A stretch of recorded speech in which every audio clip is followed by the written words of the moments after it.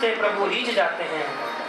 अगर भगवान के नामों का कीर्तन करेंगे, पहले सुनेंगे, सुनकर भगवान के नामों का अगर कीर्तन करेंगे तो भगवान रीझ जाते हैं। और कदापि भगवान न रीझें तो माँ कृपा करके, माँ किशोरी कृपा करके उनको मना ही लेती है, क्योंकि कुपुत्रो जायेत क्वचित् कुमाता न भवति। भगवान को कृपा करने के लिए बाध्य कर देती है किशोरी जी। इसीलिए तुलसीदास जी तो कहते हैं कि हे माँ, कंबहु की अम्ब अवसर पाए, मेरी भी सुध ध्याये भी करुण कथा सुनाए। गोस्वामी कहते हैं माँ, एकांत में जब भगवान रहे तो मेरी भी भगवान से सिफारिश करना, मुझे भी अपने चरणों में सानिध्य मिले, इसकी मेरी सिफारिश करना, क्योंकि कितना भी बड़ा अपराधी क्यों न हो, माँ क्षमा कर देती है। रामायण में प्रसंग आता है, विचार करके देखिए, एक तो जयंत ने अपराध किया और एक बाली ने अपराध किया। जयंत कौवे के रूप में आया और मां सीता के चरणों में चंचुक प्रहार करके रुधिर रक्त प्रवाह कर दिया। भगवान श्री राम मैया सीता की गोद में विश्राम कर रहे थे, विक्षेप न हो इसलिए हिले डुले नहीं बिल्कुल भी, लेकिन चला रुधिर रघुनायक जाना। जब रक्त की धारा ने भगवान को स्पर्श किया तब भगवान की आंख, क्या दंड मिला? एक नेत्र भंग किया, छोड़ दिया। और एक अपराध बाली ने किया। क्या अपराध था बाली का? वही भगवान का कोई अपराध नहीं। भाइयों भाइयों का झगड़ा था, बाली सुग्रीव का, आज रायती का लेखा हो जाता, लेकिन उसको दंड मिला, मृत्यु दंड। क्यों?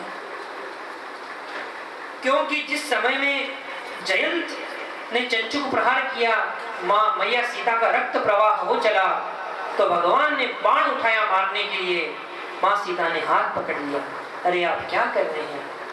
ये अपने ही तो बालक हैं, अनाथ हैं, अबोध हैं। क्या दंड मिला? केवल नेत्रभंग। और जिस समय में बाली का वध हुआ तो भगवान के साथ में मां किशोरी जी नहीं थी, मां किशोरी जी अशोक वाटिका में थी, तो क्या दंड मिला? मृत्यु। क्योंकि मां जब पास में रहती है, अरे घर में भी जब पिता का गुस्सा आ जाए बालक पर, अगर मां पास में रहती है तो किसी न किसी कारण से बच्चे को बचा ही देती है। और अगर पिता अकेले हो, पुत्र हो, और अगर बच्चे की मां न हो तो कौन बीच में पड़े? बच्चे को बचाना बड़ा ही कठिन हो जाता है। जिस समय में भगवान राम ने विजय प्राप्त करी और हनुमान को कहा जाओ मां सीता को बुला कर लेकर आओ, हनुमान जी गए, मां को प्रणाम किया और कहने लगा, मां एक आशीर्वाद चाहता हूं। मैया बोली क्या? मैं जब पिछली बार आया था तो ये सारी की सारी राक्षसी आपको बहुत कष्ट दे रही थी, ये राक्षस डरा रहे थे, मैं चाहता हूं किसी की आंख फोड़ दूं, किसी के कान काट दूं, किसी के नाक काट दूं। डांट लगाई मां सीता ने, अरे हनुमान, तुम राम भक्त होके ऐसी बात करते हो? पापानां वा शुभानां वा वराहाणां प्रवंगमः कार्यं कारुण्य मार्गेण न कश्चिन्न अपराध्यते। ऐसा कौन है इस संसार में जिससे कोई न कोई अपराध न बना? राम भक्तों को तो कल्याण का मार्ग ही, कृपा का मार्ग ही चयन करना चाहिए। जब जीव सीधे ही भगवान के पास पहुंच जाता है तो भगवान भगा देते हैं, जाओ अनेक जन्मों के पाप पुण्य लगे, निर्मल होकर आओ। एक पाप कौन धोएगा? बोले इसके लिए मातेश्वरी है। जब माँ की कृपा का पात्र जीव बनता है तो माँ पाप पंख हटाकर निर्बल बना के ही भगवान के सामने लाती है। और जब जीव भगवान के सामने आता है, सन्मुख होई जीव मोहि जबहि, जन्म कोटि अगना सहित। गंदा मटमेला बालक हो तो पिता गोद में नहीं लेता, कीचड़ में फंसा हुआ हो, दलदल में हो तो माँ ही बच्चे को उठाती है। और जब माँ उठाकर उसे तैयार कर देती है श्रृंगार करके, तब पिता कहते अच्छा तुम्हारा ही बालक है, हमारा नहीं है क्या? तब पीछे पीछे भगते हैं। उसी प्रकार मैया जब माँ जगदम्बा जानकी जब निर्मल बना देती है, तब भगवान उसके पीछे पीछे दौड़ते हैं, भक्त को नहीं दौड़ना। यही बात बताते हैं, कहते हैं जितासनो जित श्वासो जित संगो जितेंद्रिय। पहले आसन को जीतो, समझा नहीं सुखदेव, आसन को जीतने के बाद प्राणायाम करो, खूब प्राणायाम करो और अपना संग अच्छा रखो। और संयम के कोड़े मार मार कर अपने इंद्रियों को वश में रखा। पूछा परीक्षित ने, महाराज मैं तो 7 दिन का ही मेहमान हूं, मैं ये क्या क्या करूं, कहां आसन को जीतूं, कहां प्राणायाम करूं। सुखदेव जी ने कहा, अरे परीक्षित तुम 7 दिन की बात करते हो, राजा खटवांग ने तो आधे मुहूर्त का समय जानकर अपना कल्याण कर लिया, ये 7 दिन तुम कोई कम समझते हो, ये तो बहुत समय है। अब जाकर परीक्षित को साहस आ गया। डॉक्टर के पास में जाएं और मरीज को कहे, डॉक्टर भाई तुम्हारा तो समय बहुत खराब है, तुम तो जाने वाले हो, तुम तो 10 दिन के अंदर ही चले जाओगे, तो 10 दिन छोड़ के 1 दिन ही आना मुश्किल हो जाता है। और वही डॉक्टर धैर्य बंधाए कि नहीं ठीक हो जाओगे, साहस बंधाया, कहने लगे 7 दिन तो बहुत है। साहस आ गया परीक्षित को। और फिर परीक्षित ने हाथ जोड़कर पूछा, महाराज मुझे एक बात बताइए, इस संसार को भगवान कैसे बनाते हैं? अब सुखदेव जी के ध्यान में आया, भाई इतनी लंबी चौड़ी तो बात कह दी, पर अभी तक मंगलाचरण नहीं किया। भाई मंगलाचरण ने क्या कथा इतनी लंबी कर दी, क्या समाधान? क्योंकि परीक्षित का पहला प्रश्न यही था कि मरने वाले को क्या करना चाहिए, तो उसका समाधान देना। अब प्रश्न है भगवान इस संसार को कैसे बनाते हैं? तो भगवान के सामर्थ्य का वर्णन तो जब तक भगवान कृपा न करें तब तक जीव में इतना सामर्थ्य नहीं है कि वह भगवान की भगवत्ता का वर्णन कर सके। यत् कीर्तनम यत् स्मरणम यदीक्षणम यदवंदनम यत् श्रवणम यदर्हणम लोकस्य सद्यो विदनोति कल्मषम् तस्मै सुभद्र सहसे नमो नमः। भगवान का स्मरण करते सुखदेव जी कहते हैं, जिन प्रभु का स्मरण करने से, कीर्तन करने से हमारे सारे कल्मश पाप धुल जाते हैं, ऐसे प्रभु के चरणों में मैं बारंबार प्रणाम करता हूं। भगवान श्री सुखदेव महामुनि कहते हैं, देखो परीक्षित, प्रकृति पुरुष की साम्य अवस्था में जब एक हो जाते हैं प्रकृति पुरुष, तब प्रलय होता है और विषम रहने पर प्रकृति का शुभारंभ होता है। महत्त्व की उत्पत्ति होती है, तमोगुण से पंच महाभूतों की उत्पत्ति होती है, महाभूतों से तन्मात्राओं की उत्पत्ति होती है, रजोगुण से कर्मेंद्रियों की उत्पत्ति होती है, सप्तगुण से मन और उसके अधिष्ठान से देवताओं की उत्पत्ति होती है।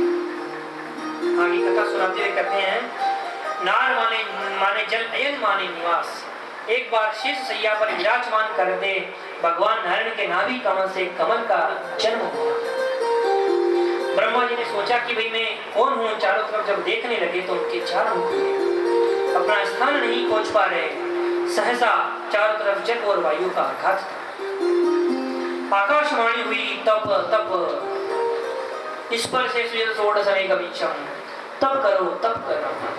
आज्ञा मानकर ब्रह्मा जी ने तप किया, और जब तप किया तब सहसा एक दिन भगवान ने उनके हृदय का में प्रकट होकर उन्हें चतुश्लोकी भागवत का उपदेश दिया और कहा, जाओ ये माया मेरी सहायता करेगी, इस संसार का तुम पालन करो और संसार का वृद्धि करो। तो भगवान ने इस संसार में निमित्त और उपादान कारण बनकर, अभिन्न निमित्तों उपादान का कारण बनकर भगवान ने इस संसार को बनाया। ब्रह्मा जी ने योग बल पर, तपस्या के बल पर पहले मानसिक सृष्टि करी, चारों सनत कुमारों को जन्म दिया, सनत, सनंदन, सनातन और सनत कुमार। कहा जाओ इस सृष्टि का पालन करो।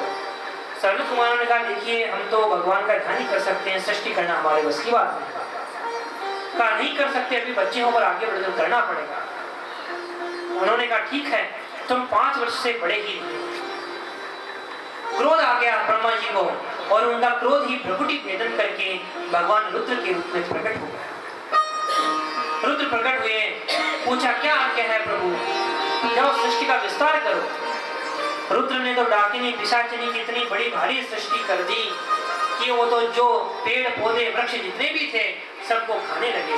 ब्रह्मा जी ने कहा भाई हो गई सृष्टि बंद करो, जाओ भगवान का कीर्तन करो। रुद्र ने कहा भाई जो आज्ञा, कीर्तन करने के लिए चल पड़े। अब ब्रह्मा जी ने पुनः सृष्टि करी और इस बार सृष्टि से उन्होंने 10 ऋषियों को जन्म दिया, छाया से कर्दम मुनि को जन्म दिया और वाणी से परम सुंदरी सरस्वती को प्रकट कर दिया।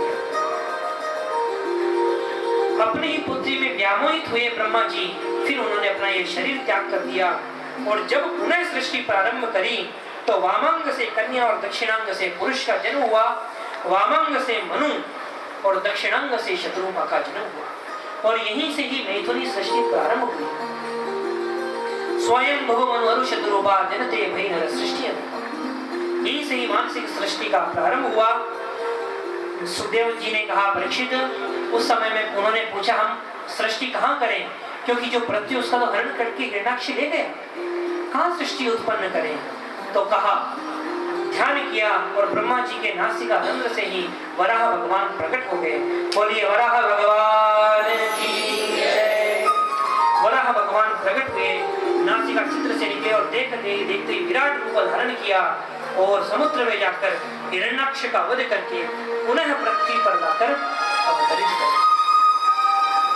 इधर जब पृथ्वी पर अवतरित हो गया तो उनका राज परिवार आगे बढ़ने लगा। 5 संतानें हुई, आकुति, देवहूति, प्रसूति और 2 पुत्र हुए, प्रियव्रत और उत्तान। सबसे पहले कथा सुनाई देवहूति की। कहने लगे राजा परीक्षित सुखदेव महामुनि, राजन सुनो। परीक्षित महाराज को कथा सुनाते हुए कहते हैं कि देवहूति मैया का विवाह हुआ कर्दम मुनि के साथ। कर्दम मुनि के साथ विवाह कर दिया मनु महाराज ने। और देखिए जैसे ही विवाह हुआ तो विवाह होते ही महामुनि तो कर्दम जी बैठ गए ध्यान में, और जब ध्यान में बैठ गए तो मां देवहूति ने भी अपने सारे श्रृंगार उतार दिए कि पतिदेव अगर समाधि में है तो ये श्रृंगार मेरे किस काम। सेवा करने लगी, अनेकों सैकड़ों वर्षों तक समाधि टूटी। प्रसन्न हो गए महाराज कर्दम देखकर और कहा देवहूति तुमने बिना तनिक मुख मलिन की इतनी मेरी सेवा करी, मैं समाधि में था, बोलो क्या इच्छा है।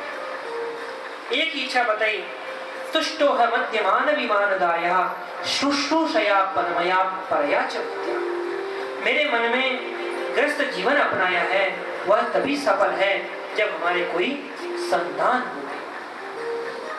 तो एक कामक विमान प्रकट किया, कामना गमति गच्छति स कामना, कामनानुसार विचरण करो। जिस जगह जाने का निश्चय किया उसी जगह जाकर पहुंचा देवे, वही है कामक नाम का। जिसका चिंतन किया आश्चर्यचकित हो गई देवहूति, जो संत ने जो प्रकट कर दिया, इतना बड़ा विभव तो मैंने अपने पिता के घर पे भी नहीं देखा। दास दास युक्त विमान तैयार हो गया। यही संत की तपश्चर्या का परिणाम है। लंबे समय तक रहे, 9 बेटियां का जन्म हुआ। एक दिन विचार किया महाराज कर्दम ने कि भाई इतना समय हो गया, अरे वाह रे कर्दम, कहाँ तो बात थी एक संतान होकर घर छोड़ने की, यहाँ तो 9 बेटियां हो गई। अब तो अपने राम चलते हैं। देवहूतों ने कहा स्वामी अगर आप चले जाएंगे तो इन पुत्रियों का विवाह कैसे होगा, और विवाह हो भी गया, ये चली भी गई तो मैं किसके साथ मेरी वृद्धावस्था कटेगी। सहसा ध्यान में आया कि जब कर्दम मुनि ने तपस्या करी थी तो यह वरदान मांगा था कि भगवान ही मेरे पुत्र बनकर आएंगे, तो मतलब अभी भगवान आए नहीं, तो भगवान अवश्य आएंगे। माँ की 2 राजपुत्रीत्थमात्मानं प्रत्यनिद्यते भगवान सक्षरे गर्भोष संप्रपश्यते, अवश्य भगवान आएंगे। और धीरे धीरे समय बीता और कपिल भगवान ही महादेवहूति के गर्भ से प्रकट हुए। बोले कपिल देव भगवान की जय। प्रकट एक बार ब्रह्मा जी अपने 9 पुत्रों के साथ आए कर्दम मुनि के आश्रम में, पूरा संपूर्ण विधिवत पूजन किया और जाने की वेला में कर्दम जी ने हाथ जोड़कर प्रणाम किया। ब्रह्मा जी ने कहा बोलो कर्दम क्या चाहते हो। कर्दम जी बोले देखो ब्रह्मा जी, आपके घर 9 बेटे और मेरे घर 9 बेटियां, कैसा अच्छा संयोग रहा, विवाह हो जाए। ब्रह्मा जी प्रसन्न हो गए, अरे शुभस्य शीघ्रम शुभस्य शीघ्रम। और 9 बेटों का विवाह कर्दम जी की 9 बिटिया के साथ हो गया। नारद जी उस समय बेचारे घूमने गए सो घूमते ही रह गए। कपिल भगवान बड़े हो गए और उस समय में करदम जी ने प्रणाम करके कि भाई है तो भगवान लेकिन मेरे पुत्र हैं, मानसिक प्रणाम करके करदम जी चले गए।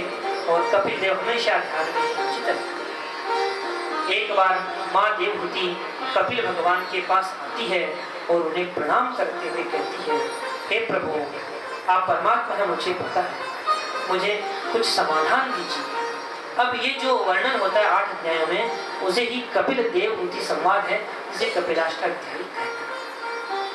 निर्विण्णानितरां भूमन् असत इंद्रिय दर्शनात् येन संभाव्यमानेन प्रपन्नाधं तम प्रभु।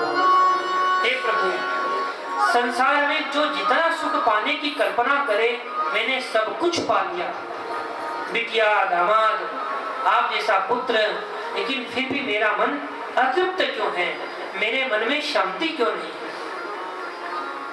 कपिल भगवान समाधान करते हैं, कहते हैं भैया देखो चाबी एक ही होती है, जिस चाबी से ताला खुलता है उसी चाबी से ही तो ताला बंद होता है, उसके लिए दूसरी चाबी थोड़ी होती है। तो एक ही मन है, अगर इस मन को भगवान की ओर मोड़ दिया तो वही मुक्ति का कारण है, और उसी मन को संसार की ओर मोड़ दिया तो वही बंधन का कारण बन जाता है। मन की गति है अटपटी, झटपट लखे न कोई, जब मन की खटपट मिटे तो चटपट दर्शन हो। मन के हारे हार है, मन के जीते जीत, मन ही मिलावत राम सो, मन ही करत फजीत। बंधन और मुक्ति का कारण है मन, और प्रभु से प्रार्थना करके मन को किसी न किसी प्रकार से मन को भगवान में लगाने का प्रयास करना चाहिए। मैया पूछती है इस मन को बेटा मैं भगवान में लगाऊं कैसे, इसका तो उपाय बताओ। तो भगवान कपिल कहते हैं मैया सबसे बढ़िया उपाय है संतों का संग करो। मन का यह स्वभाव है, जिसके बारे में ज्यादा सुनता है उसी के बारे में ही अभिमुख होता है।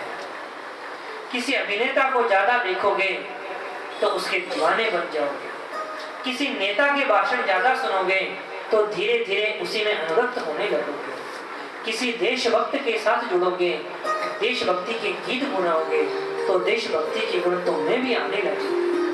किसी खिलाड़ी से ज्यादा प्रभावित हुए तो तुम भी खिलाड़ी बन जाओगे। उसी प्रकार जो नाम रूप लीला धाम में बचे रचे बचे हैं, ऐसे संतों का संग करोगे तो वो भी तुम्हें भगवान के रंग में रंग देंगे और भगवान का परम रसिक तुम्हें बना देंगे। अब प्रश्न पूछा, अरे बेटा संत कहते किसे हैं? संत की परिभाषा क्या है? जिसने घर द्वार छोड़ दिया, गेहूं में वस्त्र धारण कर लिए, जटा जूट धारण कर लिया, उसे संत मान ले? बोले नहीं। इसकी गारंटी नहीं कि जो जंगल में बैठा वह संत ही है। संत के 5 लक्षण गिना दिए। दिक्षवः कारुणिकः, सुहृदः सर्वदेहिनां, अजातशत्रवः शान्तः, साधवः साधुभूषणः। सबसे पहला लक्षण है सहनशील। जो सहनशील होता है वही संत है। किसी ने माला पहना दी तो अहंकार में फूले नहीं, और किसी ने धक्का मार दिया तो क्रोध की अग्नि में जले। हर परिस्थिति में जो समान है वही संत है। एक संत थे, नौका में बैठकर नदी पार कर रहे थे। नौका पार करने ही वाले थे नदी में, उसी समय और एक विद्यालय का अवकाश हुआ तो बहुत सारे बच्चे आकर उसमें बैठ गए। अब बाबा जी को देखा, बाबा जी की लंबी लंबी दाढ़ी, हाथ में कमंडलू, तो आकर बाबा जी को छेड़ने लगे। कोई बाबा जी का कमंडल छीने, कोई चिमटा छीने, कोई दाढ़ी खींचने लगा। संत ने सोचा कोई बात नहीं, बच्चे हैं, अबोध हैं, आंख बंद कर तो ध्यान करने लगे। पर बच्चे तो और उनको छेड़ने लगे, तो दाढ़ी खींचने लगे, कोई बाल खींचने लगे, कोई उनकी धोती खींचने लगे, पर बिल्कुल भी क्रोध नहीं किया और आंख बंद करके फिर ध्यान करने लगे। सोचने लगे अभी जब नाव रुकेगी तो वो अपने घर में, अपने घर, हमें किसी से क्या लेना है। लेकिन जब ज्यादा ही संत को परेशान करने लगे तो भगवान को क्रोध आ गया, क्योंकि संत को अगर कोई कष्ट दे तो भगवान से सहन नहीं होता। सहसा भगवान श्री हरि उसके हृदय में प्रकट हो और कहने लगे, अरे संत, तेरी सहिष्णुता से तो मैं परम प्रसन्न हो गया, इतना सहिष्णु, पर मुझे इन बच्चों के पर क्रोध भी आ रहा है जिन्होंने तुझे कष्ट दिया। और मेरी तो इच्छा यह है कि मैं अभी इस नाव को पलटना चाहता हूँ, नाव को नदी में डुबो दूंगा, पर तू चिंता मत करना, मैं तुझे अवश्य बचा लूंगा। बोलो तेरी क्या राय है, तेरी क्या इच्छा है? संत ने हाथ जोड़कर प्रणाम किया और कहा प्रभु आप तो अकर तुम अन्य था, कर तुम सर्व समर्थ हैं, अकर तुम ऐसा कुछ कर सकते हैं। अगर आप पलटना ही चाहते हैं तो नाव नहीं, इन बच्चों की बुद्धि को पलट लीजिए। यही संत की परिभाषा है, यही संत का लक्षण है। तितिक्षवः कारुणिकः सुहृदः सर्वदेहिनां, वह करुणावान होते हैं। साधुते हो ही न कारछानी, कोई हानि नहीं होती। आप प्रश्न कर सकते हो कि भाई साधु से किसी का अहित हो नहीं सकता और जिससे अहित हो वह साधु हो नहीं सकता। तो हमने बड़ी भारी कथाएं सुनी है शास्त्रों में कि कोई अपमान कर दे किसी साधु का तो गुस्से में किसी को तो हाथी बना देता है, किसी को मगरमच्छ बना देता है, किसी को गधा बना देता है। तो इस तरीके से श्राप देने वाले साधु नहीं है, संत नहीं है। समाधान करते हैं कपिल देव भगवान, कहते हैं भैया जिस संत ने भी किसी को क्रोध होकर श्राप दिया है उन सभी को अंत में भगवान अवश्य मिले हैं। तो जिस श्राप में अंत में भगवान मिले, ऐसे श्राप में तो घाटा ही क्या है, ये तो फायदे वाली ही तो बात है। अरे कोई आप पर छुरा चला दे, जब तक उसे सजा न मिले तब तक आप चैन से नहीं बैठोगे, उसे सजा दिलाएगा। और अगर ऑपरेशन कराने डॉक्टर के पास में जाओ तो आपका पेट फाड़ देता है, वो चाहे तो आपका हाथ पैर तक काट सकता है।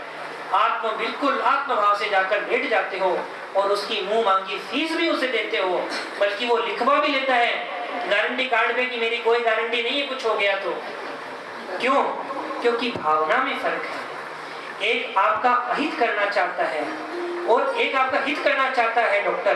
भले ही अहित हो जाए वो बात अलग है, पर उसकी इच्छा तो आपका हित करने की। इसीलिए जो भी संत होते हैं श्राप देते हैं, वह श्राप अंत में उस जीव को भगवान के चरणों तक तो ले ही जाता है। करुणावान होते हैं और अजात शत्रु है, उनका कोई शत्रु नहीं होता और वो किसी से द्वेष भी नहीं करते। निज प्रभु में देखें जगत केसर करे ही विरोध, वो किससे विरोध करें? क्योंकि पूरे संसार में सर्वत्र वो अपने प्रभु को ही तो देख रहे हैं। अरे हमारा शरीर एक है, इसके कई सारे अंग है, हाथ अलग है, पैर अलग है, नाक अलग है, आंख अलग है। जब बहुत ज्यादा सर्दी पड़ती है तो आप सोच लो कि भाई मुंह ढक लेते, पैर को रहने देते हैं, तो पैर पे भी सर्दी लगेगी, सर्दी आपको तो लगेगी। जब भोजन करते समय में आपकी जीभ दांतों के बीच में आकर कट जाती है तो क्या किसी ने हथौड़ा लेकर दांतों को दंड दिया है? जीभ दस नहीं महू जीभ बिचारी, क्यों दंड नहीं दिया? क्योंकि पता है जीभ कटी है तो कष्ट भी हमें ही हो रहा है, और जब दांत टूट जाएंगे तो कष्ट तो हमें ही होना है। तो इतने सारे लोगों की प्राण प्रतिष्ठा किसने करवाई? जो दिख रहे हैं भगवान नहीं करवाई। जो सब में परमात्मा का दर्शन करता है, सिय राम में सब जग जानी, करहु प्रणाम जोरी जुग पानी। सब में अपने प्रभु को देखकर ही प्रणाम करता है, वही संत है। इसलिए सदैव भगवान के नाम का ही सत्संग करना चाहिए। बड़ी भारी सत्संग की महिमा गई। भगवान से, राम से, श्याम से मिलने का ये एक ही रास्ता है, सत्संग। सदा प्रसंगान मम वीय संविदो, भगवान के नामों का संकीर्तन करो, सत्संग करके भगवान के चरणों तक पहुंच जाओ। वहाँ यही सबसे सरल मार्ग है। श्याम से मिलने का सत्संग ही बहाना है। श्याम से मिलने का सत्संग ही बहाना है। कृष्ण से प्रीत लगी, कृष्ण से प्रीत लगी, उसको भी निभाना है। श्याम से मिलने का सत्संग